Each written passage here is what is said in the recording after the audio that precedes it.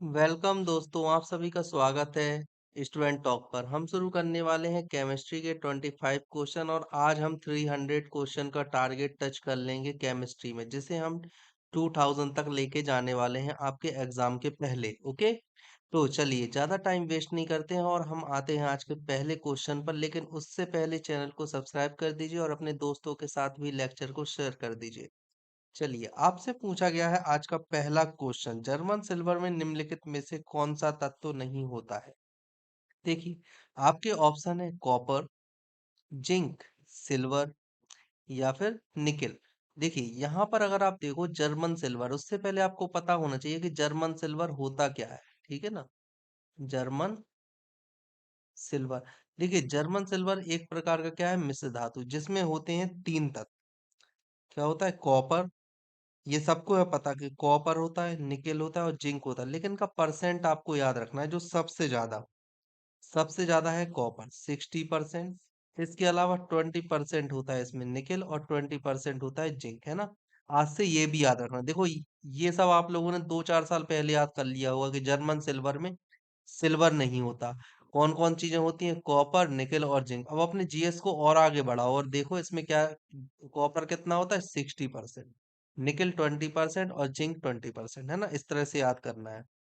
चलिए, अगला क्वेश्चन आपसे पूछा है, स्टील में कार्बन का प्रतिशत क्या होता है। देखिए, स्टील, है ना, इस्पात, इन सब में कार्बन का प्रतिशत होता है। लेकिन बस ये प्रतिशत के अनुसार केवल कार्बन का प्रतिशत ही है जो इन्हें एक दूसरे से अलग कर देता है ना। नाम अलग होता है, इनकी जो क्षमता होती है, मजबूती होती है, प्रत्यास्थता होती है, वो सब चीजें अलग हो जाती हैं। यहाँ पर आपसे पूछा गया स्टील में कार्बन का प्रतिशत कितना होता है, तो आपको पता होना चाहिए कि स्टील में कार्बन का प्रतिशत होता है 0.1 से 1.5% तक, है ना। ये चीज आपको याद रखनी है। चलिए, अगला क्वेश्चन आपसे पूछा है, निम्नलिखित में से कौन सबसे अधिक मात्रा में समुद्र में पाया जाता है। समुद्र में सबसे अधिक मात्रा में क्या पाया जाता है, एल्यूमिनियम, लिथियम, आयरन या सोडियम। सही बात है, सोडियम पाया जाता है। किस फॉर्म में पाया जाता है, ये NaCl। और कितना परसेंट होता है ये, करीब 75.5% होता है। और दूसरा कौन सा तत्व पाया जाता है, MgCl2। ये कितने परसेंट होता है, ये होता है 10.5%। ठीक है, ये चीज आपको याद रखनी है। ओके, चलिए, अगला क्वेश्चन आपसे पूछा गया है कि यूरेनियम, और अगर आपसे पूछा जाए पृथ्वी पर सर्वाधिक पाई जाने वाली धातु कितनी होती है, 27%। कहाँ पर, भूपर पट्टी पर, भूपर पट्टी पर होती है ये, है ना। चलिए, अगला क्वेश्चन आपसे पूछा गया है, यूरेनियम के रेडियो एक्टिव विद्युतन के फलस्वरूप अंततः क्या बनता है। देखिए, कल हमने बात की थी, कोई तत्व रेडियो एक्टिव तब होता है जब उसका न्यूट्रॉन अपॉन प्रोटॉन अनुपात 1.5 से ज्यादा हो जाए। अगर 1.5 से ज्यादा हो जाता है तो वो रेडियो एक्टिव हो जाता है। और यही रीजन है कि जो 82 होता है, 82 किस में होता है, लेड में। तो लेड में 82 होता है और ये आखिरी तत्व होता है जिसमें कि न्यूट्रॉन अपॉन प्रोटॉन जो है 1.5 से कम होता है। इसके बाद के जितने भी तत्व आते हैं उन सभी में ज्यादा होता है ना, ज्यादा होता। इसके बाद के इसके बाद के सभी तत्वों में, ठीक है ना, कैसा होता है, ज्यादा होता है। अब अंततः किस में बदलेगा, लेड में, क्योंकि लेड ही आखिरी तत्व है जिसमें कि N/P 1.5 से कम होता है, मतलब स्थाई होता है ना, ये स्थाई होता है। और ये वाली किस चीज की पहचान है, अस्थायित्व की, है ना, अस्थाई होने की। इसी वजह से अल्फा, बीटा और गामा कण वगैरह ये निकालने लगते हैं अपने में से। सही आंसर इसमें क्या हो जाएगा, सीसा, मतलब क्या, लेड। चलिए, अगला क्वेश्चन आपसे पूछा गया है, निम्नलिखित में से सर्वोत्तम ऊष्मा सुचालक, ऊष्मा की बात यहाँ पर की जा रही है, क्या होता है, अल्कोहल, पानी, ईथर या पारद। पारद मतलब Hg के बारे में आपसे पूछा जा रहा है। सही आंसर क्या हो जाएगा, पारा, है ना। ऊष्मा की जहां बात होगी सबसे ज्यादा कौन सा होता है, पारा। हम्म, अगला क्वेश्चन आपसे पूछा है, कांच को गहरा नीला रंग मिलता है। आपने देखो अलग अलग कलर के कांच आते हैं ना, ऐसे कांच आते हैं जिनके अलग अलग रंग होते हैं। आप देखो तो नीला होता है, हरा काला भी होता है, हर इसके अलावा नॉर्मल हरा कलर भी होता है। तो ये किस वजह से होता है, आपको याद रखना है कि जो यहाँ पर ऑप्शन है COO मतलब कोबाल्ट ऑक्साइड, दूसरा है आपका निकेल ऑक्साइड, इसके बाद में होता है फेरक ऑक्साइड या इनमें से कोई नहीं। तो देखिए आपसे पूछा गया है नीला रंग, तो नीला होता है कोबाल्ट ऑक्साइड का, है ना, लेकिन इन सभी के भी आपको याद होने चाहिए। अगर आप निकेल की बात करते हो तो निकेल से कैसा होता है, निकेल से निकलता है ग्रीन, है ना, ग्रीन। और अगर आयरन वाले की बात आप करते हो तो कैसा होता है, हरा काला, है ना। फेरस ऑक्साइड किस तरह का होता है, Fe2O3, ये कैसा होता है, हरा और काला, हरा काले कलर का होता है, ये याद रखना है। चलिए अगला क्वेश्चन आपसे पूछा गया है, स्वचालित वाहन निर्वातक का सर्वाधिक अविषालु धातु। अविषालु मतलब अविषालु जो ज्यादा विषाक्तता जिसमें कम हो, है ना। वैसे तो वाहन से जितने भी निकलती हैं धातुएं उन सभी में विषाक्तता होती है, लेकिन सबसे कम विषाक्तता कौन सी धातु में, ये आपसे पूछा गया है। लेड, मरकरी, कैडमियम या कॉपर। क्या मरकरी निकलता है, कैडमियम निकलता है, कॉपर निकलता है, निकलता ही नहीं है, तो क्या हो गया, लेड, है ना, लेड निकलता है। सीसा। अगला क्वेश्चन आपसे पूछा गया है, पीतल में कौन सी धातु होती है। पीतल, पीतल क्या होता है, एक तरह की होती है मिश्र धातु। क्या होती है, मिश्र धातु होती है। ठीक है।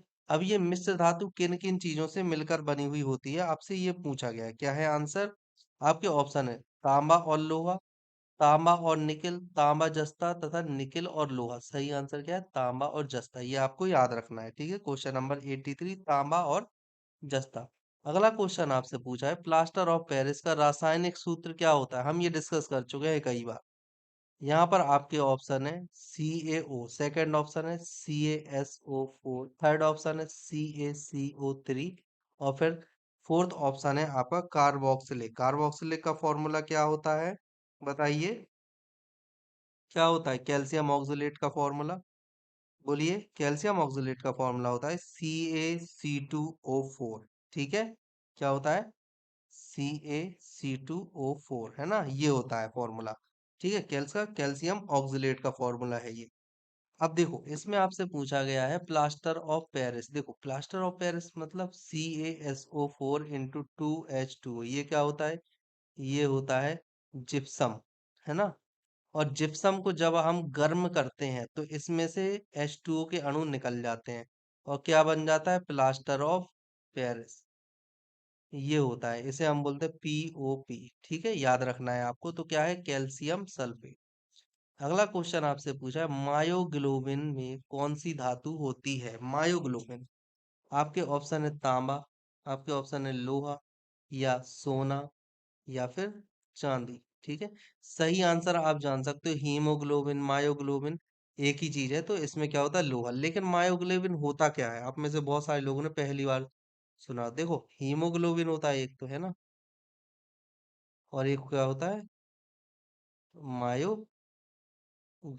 ठीक है, मायोग्लोबिन। अब देखो हीमोग्लोबिन का काम क्या होता है, जो आरबीसी होता है वो ऑक्सीजन को लेता है और ऑक्सीजन को लेकर आगे बढ़ता है ना।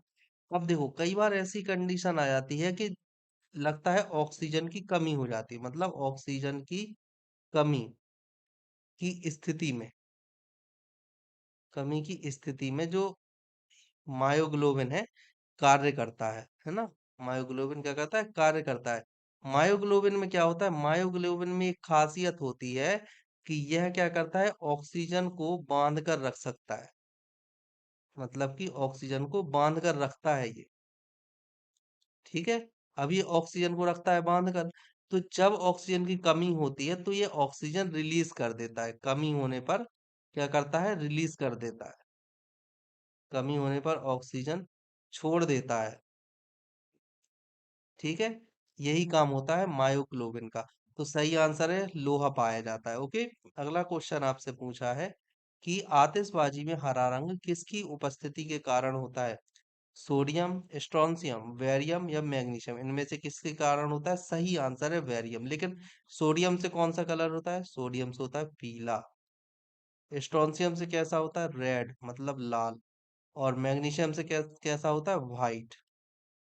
देखो इतना पढ़ा है, इतना पढ़ाया है कि मुझे भी याद हो गए, तो आपको भी याद हो ही गए होंगे सुनते सुनते। ठीक है। इसके अलावा और भी होते हैं तत्व जिनकी वजह से अलग अलग कलर निकलते हैं। जैसे अगर आप बोलो बेरियम, तो बेरियम से हरे कलर का ज्ञात होता है ना। अगर आप बोलो बेरियम, तो इससे कैसा निकलता है, याद करना है आपको। इससे निकलता है हरा कलर। अगर आप कॉपर की बात करते हो तो इससे कैसे निकलेगा, नीला कलर प्राप्त होता है। किसमें, आतिशबाजी, है ना, याद रखना है। चलिए अगला क्वेश्चन आपसे पूछा गया है, प्याज लहसुन में गंध किस तत्व की उपस्थिति के कारण आती है। लिथियम की उपस्थिति के कारण आती है, ऐसा तो है नहीं। होता तो फिर इतना परेशान नहीं होना पड़ता हमें बैटरी के लिए लिथियम खोजने में। क्या क्लोरीन से आती है, नहीं। पोटेशियम या फिर सोडियम, क्या है सही आंसर, पोटेशियम, है ना। तो ये एक बहुत इंपॉर्टेंट क्वेश्चन ऐसा भी है कि जो प्याज और लहसुन होता है ना, वो पोटेशियम रिच सोर्स है। ठीक है, ये भी याद रखना है आपको। इसमें पोटेशियम काफी अच्छी मात्रा में होता है, जो इतनी हमारे शरीर को जरूरत है उस अनुसार होता है।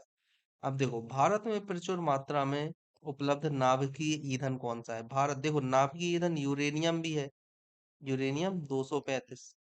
प्लूटोनियम भी है, प्लूटोनियम 239, सॉरी 244 भी होता है इसका, और 239 भी होता है। ठीक है। इसके अलावा रेडियम भी है, बिल्कुल, और थोरियम भी है, TH। ठीक है, ये भी है। लेकिन अब देखो, यहाँ पर अगर हम, चलो इसकी भी लिख ही लो आप। जो रेडियम होता है, रेडियम का कितना होता है परमाणु क्रमांक, 88। और परमाणु का कितना होता है, 226। थोरियम पर आते हो आप, तो थोरियम का कितना होता है, 90 और 232, है ना। ये चीज आपको याद रखनी है। अब देखो, ये सभी हैं, लेकिन जो भारत है ना, भारत में नाभिकीय ईंधन के रूप में थोरियम बहुत अधिक मात्रा में पाया जाता है। ये कहाँ पाया जाता है, मेनली केरल में। केरल के बाद आंध्र प्रदेश में, उसके बाद ये झारखंड में भी होता है ना, झारखंड में भी होता है, कर्नाटक में भी होता है, कर्नाटक, तमिलनाडु में भी होता है। ठीक है, इसके अलावा ये राजस्थान में भी होता है। इन 6 स्टेटों में होता है जहां पर कि थोरियम बहुत अच्छी मात्रा में उपलब्ध है। और थोरियम से हाल ही में अगर देखा जाए, अभी मुश्किल से 1 हफ्ते की न्यूज है, जिसमें कि हमारे यहाँ पर थोरियम बेस न्यूक्लियर रिएक्टर का भी टेस्ट किया जा चुका है, और इसके लिए प्रधानमंत्री मोदी ने भी बधाई दी है। हालांकि अगर आप देखो तो, अब देखो, जो थोरियम होता है ना, थोरियम से जो एनर्जी निकलती है, थोरियम की एनर्जी, वो 250 गुना होती है किसकी एनर्जी की, यूरेनियम एनर्जी की। ठीक है। और दूसरा रीजन क्या है, जो थोरियम में होता है ना, कम विषैला अवशिष्ट पदार्थ भी निकलता है ना, कम विषैला अवशिष्ट पदार्थ। और जो यूरेनियम होता है उसमें अधिक विषैला अवशिष्ट पदार्थ निकलता है। तो ये भी रीजन है, मतलब कि एक तो ये वायुमंडल के लिए यूरेनियम की अपेक्षा काफी अच्छा ईंधन है, और दूसरा इससे एनर्जी भी बहुत ज्यादा मिलती है। ठीक है। चलिए अगला क्वेश्चन आपसे पूछा गया है, निम्नलिखित में से कौन सा एक यशद पुष्प है। यशद मतलब क्या होता है, यशद मतलब जिंक से आपको लेना है। अब यहाँ पर सभी ऑप्शन जिंक है, मतलब ZnO है, ZnCl2 है, जिंक नाइट्रेट है, ZnNO3 है, यहाँ पर जिंक ब्रोमाइड है, ZnBr2 है। ठीक है। इतने सारे हैं आपके पास ऑप्शन, आपको लेना है यशद पुष्प किसे बोलते हैं, जिंक ऑक्साइड को। अब देखो, जिंक ऑक्साइड के दो नाम हैं, एक तो आपने देख लिया, यशद पुष्प। ठीक है। लेकिन जिंक ऑक्साइड का एक और नाम है। ठीक है। जिंक ऑक्साइड का एक दूसरा नाम कौन सा है, बिलोस्पर बुल। ठीक है, क्या है, याद रखना है आपको, बिलोस्पर बुल। ठीक है, समझ गए आप, बिलोस्पर बुल। ओके। ये दोनों नाम है जो जेडन हो गए। ये वाला क्वेश्चन ज्यादा पूछा जाता है, यशत पुष्प वाला। ये वाला कम पूछा जाता है, लेकिन ये भी इम्पोर्टेंट है, आप इसे स्टार मार्क्स दे दीजिएगा। चलिए अगला क्वेश्चन आपसे पूछा गया है, निम्नलिखित में से किस एक में रजत नहीं है। रजत मतलब सिल्वर नहीं है, वही चीज, German silver, horn silver, Ruby silver, या लूनर कास्टिक। लूनर कास्टिक क्या होता है, यहाँ पर सही आंसर क्या हो जाएगा आपका, किसमें नहीं है, अभी अभी हमने पढ़ा है जर्मन सिल्वर में। ओके। बाकी लूनर कास्टिक को आपको फॉर्मूला याद करना है, ये आपके लिए होमवर्क है, ये कई बार क्वेश्चन में पूछा गया है। अगला क्वेश्चन, माणिक और नीलम रासायनिक रूप से कैसे जाने जाते हैं, मतलब रासायनिक रूप क्या होता है इनका। जैसे अगर हम बात करते हैं हीरे की, हीरे की हमने बात की, तो वो रासायनिक रूप से कार्बन होता है। ठीक है। इसी तरह से जो माणिक और नीलम होते हैं, वो किस चीज के बने हुए होते हैं, आपसे ये पूछा गया है। देखिए, आपके ऑप्शन क्या है इसमें, सिलिकॉन डाइऑक्साइड मतलब SiO2, क्या इसके बने हो सकते हैं, बताइए। नहीं होंगे, ठीक है ना। आपसे पूछा गया बोरेन नाइट्राइड या बोरिक नाइट्राइड इसको बोलते हैं, जो बोरोन से होता है। इसके बाद एल्यूमिनियम ऑक्साइड मतलब Al2O3, या इसी तरह से एल्यूमिनियम के ऑक्साइड्स होते हैं, या इनमें से कोई नहीं। तो सही आंसर है ऑप्शन सी, आपको ये याद रखना है। जो माणिक और नीलम होते हैं वो एल्यूमिनियम ऑक्साइड के बने हुए होते हैं। अगला क्वेश्चन आपसे पूछा है, फिटकरी गंदे पानी को किस प्रक्रिया द्वारा स्वच्छ करती है, आपसे ये पूछा गया है। तो देखो, फिटकरी जो होती है, आप सभी ने देखी होगी, जो हमारा नाई होता है वो फिटकरी का इस्तेमाल कर देता है जब हमें कहीं दाढ़ी बनाते वक्त कट जाता है या बाल बनाते वक्त कट जाता है, तो वो फिटकरी का इस्तेमाल कर देता है ना हमारा नाई। अब देखो, फिटकरी में क्या होता है, फिटकरी के जो अणु होते हैं ना, उनमें ये क्षमता होती है कि वो जो शुद्धि होती है उसे स्कंदित कर देता है, ठीक है ना। मतलब अगर फिटकरी हमारे घाव पर हम रगड़ देते हैं, तो उससे जो अशुद्धि होती है वो खत्म हो जाती है, और खून बहना बंद हो जाता है। इसी तरह से अगर पानी है, पानी गंदा है और उसमें हम फिटकरी डालते हैं, तो जो अशुद्धि होगी वो क्रियाशील नहीं रहेगी, मतलब कि वो तली में बैठ जाएगी। इसलिए तली में बैठने को हम क्या बोलते हैं, स्कंदन। ठीक है। अवशोषण तो करेगी नहीं, अभिशोषण भी नहीं करेगी। अब एक क्वेश्चन आ सकता है कि अपोहन क्या हो सकता है, आपने बहुत सारे लोगों ने सुना होगा अपोहन। अपोहन होता है भाई, अपोहन होता है, आपने ये भी पढ़ा होगा कि कोई ब्लड कैंसर होता है, उसने अपोहन की किडनी खराब हो जाती है, अपोहन की स्थिति मतलब डायलिसिस की प्रोसेस करवाई जाती है। लेकिन अपोहन में वास्तव में होता क्या है, वो मैं आज आपको बताने वाला हूँ। देखो, अपोहन में क्या होता है, जैसे विलयन है ना, विलियन है, ठीक है। अब विलियन को क्या करना है, हमें एक कोलाइडी विलियन में बनाना है, विलियन को कोलाइडी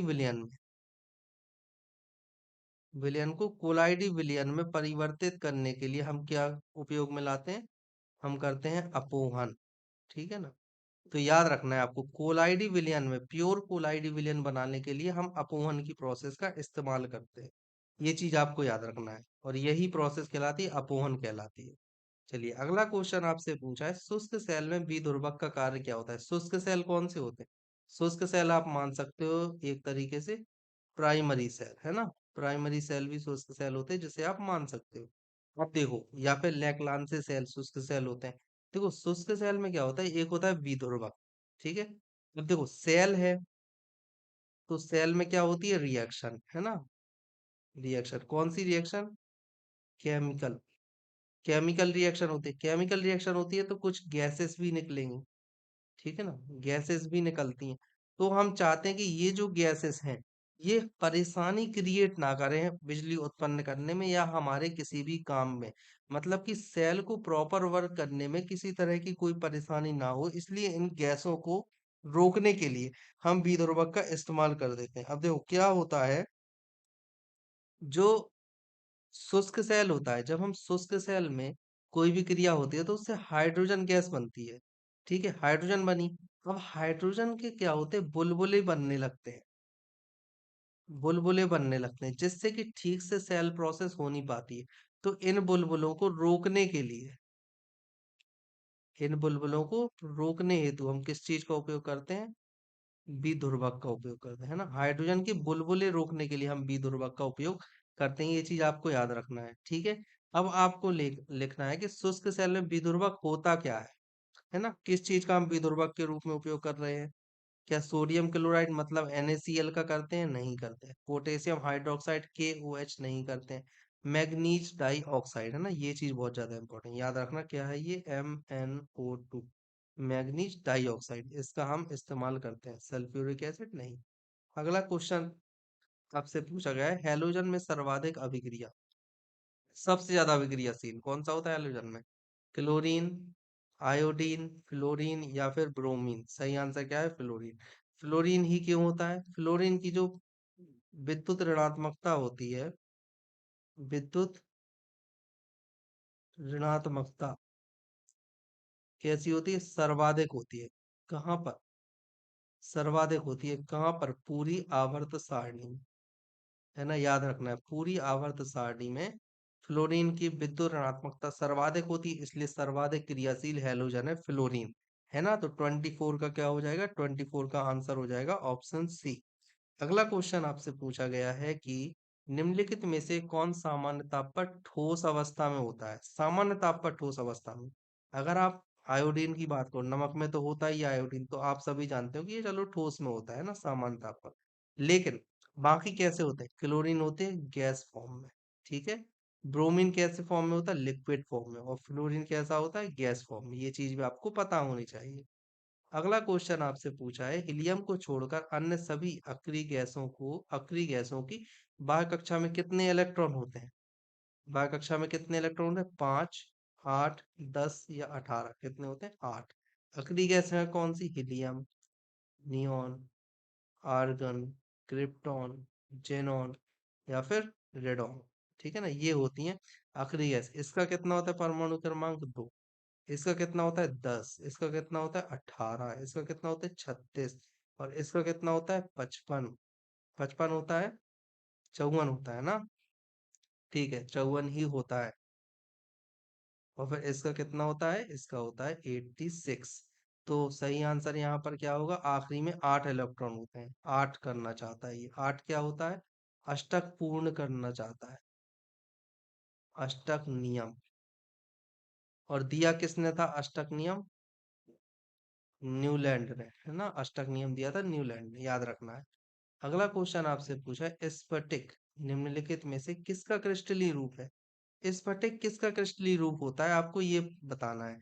एल्यूमिना का होता है, चूना पत्थर का होता है, कांच का होता है या फिर सिलिका का होता है? क्वेश्चन नंबर 297 क्या है? सिलिका। है ना? याद रखना है स्फटिक, ये इंपॉर्टेंट है, भूलना मत। स्फटिक किसका होता है? क्रिस्टलीय रूप सिलिका का होता है। अगला क्वेश्चन आपसे पूछा गया है कि एक तत्व जिसका परमाणु क्रमांक तथा परमाणु भार दोनों एक समान, मतलब परमाणु क्रमांक और परमाणु भार जो है दोनों ही एक समान है, वो कौन सा है? हाइड्रोजन में कितना होता है? 1H1। क्लोरीन में कितना होता है? 1Cl 35.5। है ना? याद रखना है। 37 है शायद, नहीं 35 ही है। ठीक है ना? ऑक्सीजन का कितना होता है? ऑक्सीजन का होता है 8O16। लिथियम का कितना होता है? 3Li। और ये याद नहीं है मुझे इसका परमाणु भार कितना होता है लिथियम का। तो इसमें क्या होता है? हाइड्रोजन ही है ये गैस आता है 1H1, जिसमें कि A = Z = 1 है। ठीक है। चलिए अगला क्वेश्चन आपसे पूछा गया है कि हीरे का जवाहरात के रूप में